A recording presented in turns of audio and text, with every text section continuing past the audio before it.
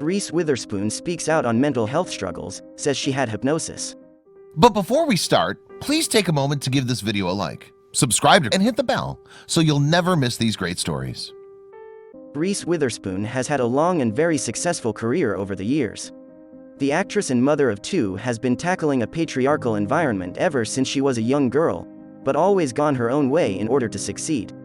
At the same time as Hollywood presents a glamorous lifestyle, it can also be very toxic.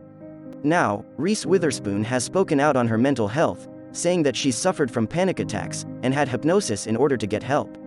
The Hollywood lifestyle has long been pictured as glamorous, amazing and, simply put, out of this world. Many dream about living a life beneath palm trees, in huge mansions, and going to celebrity parties, film premieres and starring in huge productions, be they on the big screen, small screen, theater or music. At the same time, however, Hollywood life can be very hectic. Many have witnessed how celebrity status can also be a negative thing due to all the pressure that comes with it. Not everyone seems to understand that huge stars are people just like everybody else, and that the person they may portray on film or in interviews might not be the one that wakes up tired and dejected on a Tuesday morning. For the most part, Hollywood celebrities are seen as privileged and entitled. But not all celebrities stand out for doing crazy things or constantly putting themselves in front of the cameras to remain relevant.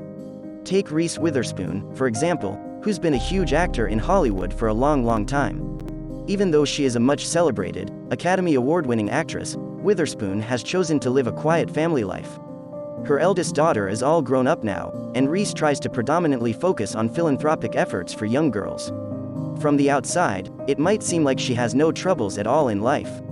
However, Reese has now decided to speak out on her mental health struggles. Reese Witherspoon was born on March 22, 1976 in New Orleans, Louisiana. When she was still very young, her family left the U.S. Her father, John Witherspoon, served as lieutenant colonel in the U.S. Army Reserves, and his family lived in Wiesbaden, Germany, for about 4 years as a result. Shortly after that, Witherspoon and her family moved back to the U.S. They settled in Nashville, Tennessee, where a young Reese decided she wanted to be an actress. At only 7 years of age, she starred in her first commercial and began working as a model. At 11, she won first place in a 10-state talent fair, and soon landed the top spot in her cheerleading squad's pyramid. As a child, Reese was, as her father recalls, a self-proclaimed, dorky girl with Coke bottle glasses. She had dreams of becoming an actress, but since the family was living in the country music capital of the world, singing was also on the agenda. Reese dreamed of becoming the next Dolly Parton. On screen, she would later be praised for her amazing role as June Carter in Walk the Line. "I tried to make her a neurosurgeon, but she did not want anything to do with that," her father John Witherspoon told Veterans Advantage. At 15 years of age, Reese got her big breakthrough role when she starred in The Man in the Moon, 1991. At the same time as she was obviously a great talent, she also made sure to study hard.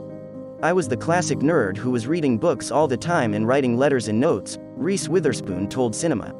"I got good grades, which is the reason," she added. "I got into Stanford, even though a lot of people assumed that I got in because I had some small success as an actress. That had nothing to do with it. I worked for it. The only time I really fit in at school was when I was a cheerleader, which is a very big thing in American schools, especially in the South." As Reese Witherspoon mentioned, she was a great student with straight A's in high school. She went on to enroll at Stanford University in 1995, majoring in English literature. She even had thoughts of going into pre-med, just like her dad. But before Reese left to study in California, she also faced struggles at home. She had grown up in a patriarchal environment in Tennessee, and many people around the family thought of her decision as strange. "Why would a nice Southern girl want to go to California for school?" friends of the family said, as quoted in Hollywood Reporter. But Reese and her family didn't care at all. She had great support from her parents regarding her studies, and they oftentimes reminded her that she needed a backup if her acting work wouldn't pay off.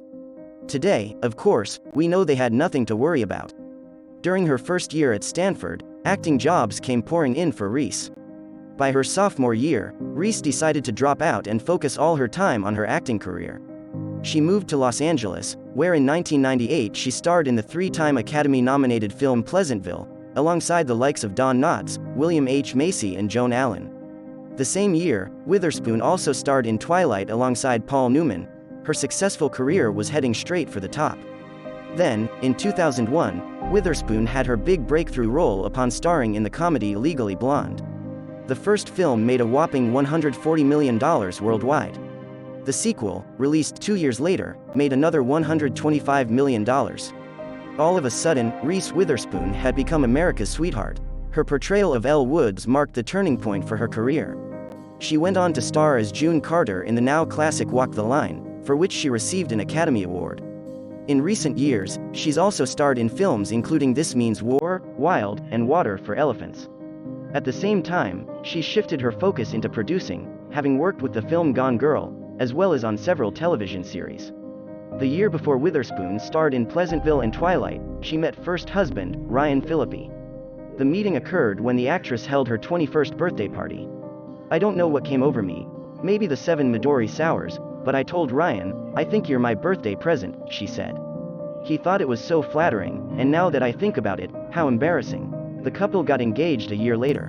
In 1999, they tied the knot with a romantic ceremony in Charleston, South Carolina. Just 3 months later, Reese gave birth to her first daughter, Ava Phillippe. The one word many use to describe Reese and Ava is twins.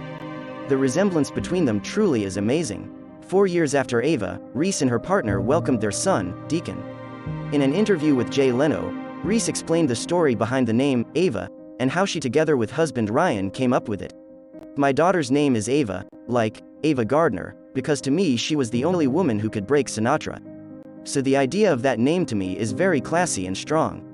In 2011, Witherspoon married her second husband, Jim Toth. They welcomed their son, Tennessee James Toth, in 2012. At the same time as Reese Witherspoon's life and career have looked like a fairy tale, things haven't always been that great behind the scenes. In 2014, she starred in the drama Wild, and she had a very tough time. Not only did Witherspoon struggle with her mental health during filming as she was very scared of doing the film, but it was the first time she was pretty much all alone on camera. "I had hypnosis, I was so scared, I was having panic attacks for 3 weeks before I started," Reese Witherspoon recalled. There was the nudity, sexuality, and drug use aspect, but also being alone on camera with no other actors. "I hadn't ever been alone in scenes for days and days. There were probably 25 days of the shoot where I had no other actor opposite me. It was just me and a camera and a backpack. I was like, is this going to be so boring?" As it turned out, the project was far from boring. Reese fought through her mental health, and Wild became a huge success, earning herself an Academy Award nomination. Even though Reese had fears related to the role, her age played an important role in giving confidence when it comes to acting.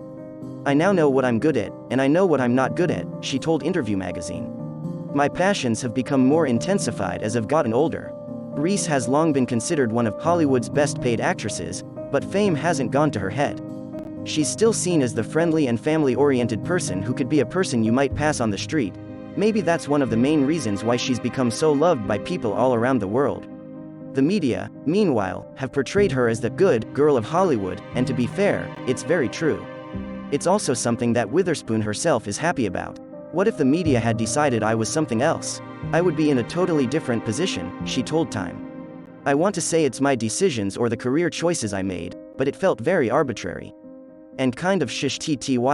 Besides from working hard in the entertainment industry, Reese Witherspoon is, as mentioned, very family-orientated. Last year, she opened up about being a mother, and explained how she related to the book Little Fires Everywhere. "It's so difficult to articulate what motherhood means, and there are so many passages in the novel that did," the actress told People, and continued with reciting a passage of the book.